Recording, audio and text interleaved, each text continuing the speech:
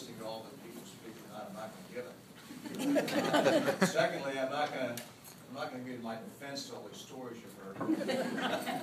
I'll just tell you this, they're a little exaggerated. In terms of the bottle of scotch, that's gone. Secondly, Dale wasn't appearing before me anyway. So, that was a very good bottle of scotch.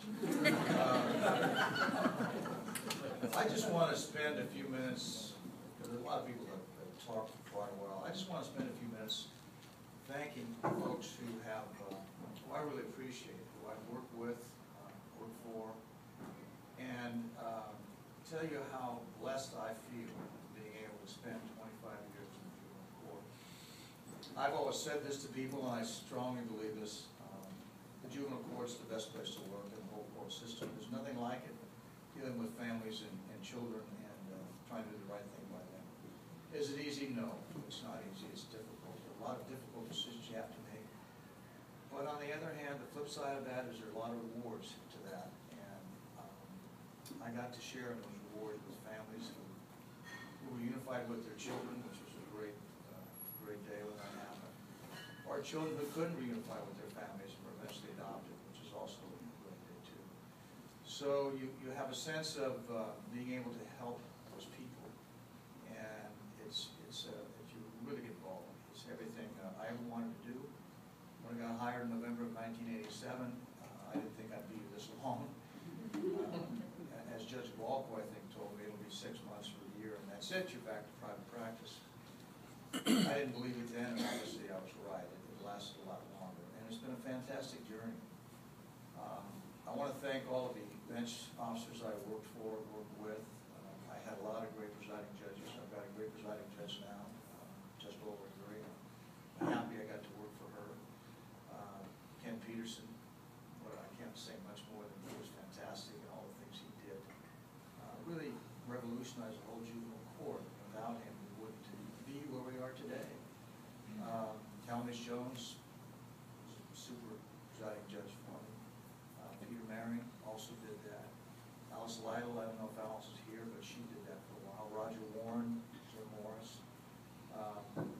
Missing somebody for William Morgan, who was one of the people that hired me, who's passed away.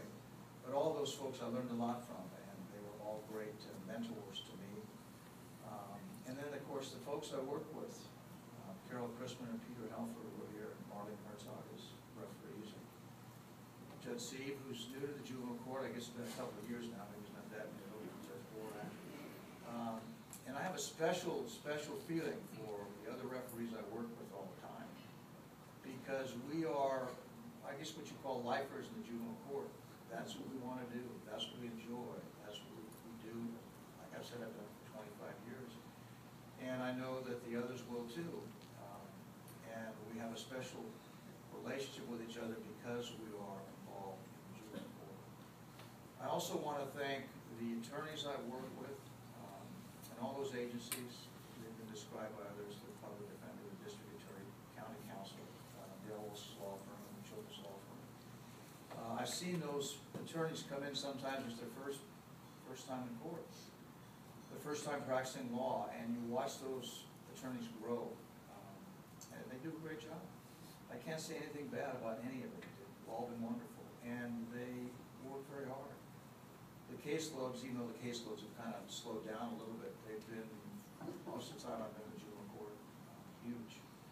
And for those attorneys to be prepared and to represent those parents and those children and do what they do, I have to give them a lot of credit. I want to thank all the clerical people I work with, and the administration in the court. Those folks basically set you up, prepare you for each day. Without them, it would be very difficult, if not impossible, to do your calendar. I had the pleasure of working with, when I first started with Carolyn Escobar, who was here tonight. I think it was her first job as a court. And she did a great job. We developed a relationship for a long time. I had the pleasure of working with Maria Gaspinetti, who's here, who we also had a great relationship, and it was really a joy working with her. And Deanna Vera, who has been with me for a long time, who works not full time. I think it's like 2/3 time, but she does more than a full-time clerk than anybody I know. And my court reporters, Tina Tabalero and Karen Schrader, they were fantastic as well. And of course, what could I say about the bailiffs?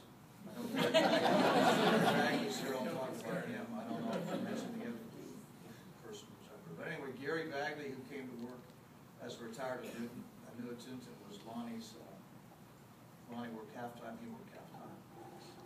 What a wonderful bailiff to have. And then, of course, there's Lonnie Trillo, who everybody loved. I don't believe everything he said tonight. It's not all true. He was in a little bathing suit. But Lonnie had this gift to make the court a happy place. It doesn't matter whether it was a public defender, district attorney, social worker, a probation officer, a clerk, it didn't matter who it was. They all loved him. And to go to work every day with Lonnie there, and I suppose we were together about 20 years, made it a lot easier. And I really thank him. I love him like a brother. I'll always feel that way about him. I missed him when he left, and I'm glad I can see him tonight. And I want to say a little bit about probation and social services, because they prepared the reports for all of us in the court. Without them, we couldn't do our job. They supervised our probation kids, and they supervised the families that we had taking the kids away. And they did a marvelous job. And the only time you ever heard about probation, or especially social services in the paper, was when they did something wrong. Or we thought they did something wrong. You never hear about the good things that they do, because we've always been a confidential society, so to speak, so you don't really know. One of the reasons I wanted to do the coffee with the court that Judge Peterson talked about was because when I first started, there were a lot of things I thought could have been done better. Maybe the reports could have been on time. Maybe they could have done something else. And you don't have a sense of the difficult job the social workers have. So I was probably complaining more than I should have at the time. And it wasn't making any difference. And even when I would praise them for doing something good, it didn't make any difference. And so I finally realized that there's a real division here. They don't know anything about the court. They're intimidated about the court. They're afraid to come. So I said, we have to have these weekly meetings on Monday mornings. And if you come, I'll be there. And we can talk about court, not about cases, because we couldn't do that. But we can talk about court. We can tell you that you're welcome to come in there. It's your courtroom too. It's your case. You can come in there and talk if you'd like to. And they started asking questions about the process too. And I think they got comfortable when I'm talking about that social, got comfortable about coming to court. And I think it changed the whole atmosphere around them. And I think people started to realize that they have a voice and they work pretty hard. And I suppose I'm probably most proud of that, or happy about that process, because I think it opened the doors for CPS to come to court, feel important, feel they have a voice, which they do. And I want to thank them again too for all the hard work that they put in over the years. And I'll miss them. I'll miss the effort that everybody made. Finally, I want to thank Darlene Ellis and her staff, because Darlene's still here. They did a wonderful job in putting this together. I wasn't going to do this. I didn't think that, I thought I could just kind of slip away silently, like the little Martha said, the soldiers never die, they just fade away, and that's what I wanted to do. And my wife Laura convinced me that I shouldn't do that. I should have something so that people can come and say thank you. And I'm glad I listened to her, because this has been an awesome experience. I want to thank all of you for being here and thanking me for what I've done for 25 years. I want to thank my family for coming. And I want to especially thank my wife Laura for having to put up with me when I come home on those difficult days where the cases were hard and you had to make a tough decision, or maybe you had to make it the next day, you had to think about it, worry about it. She had to listen to me when I was going through those difficult times. So thanks again. I want to cut this short. Thank you all for coming. I really appreciate it. And I'll miss it. I'll miss all of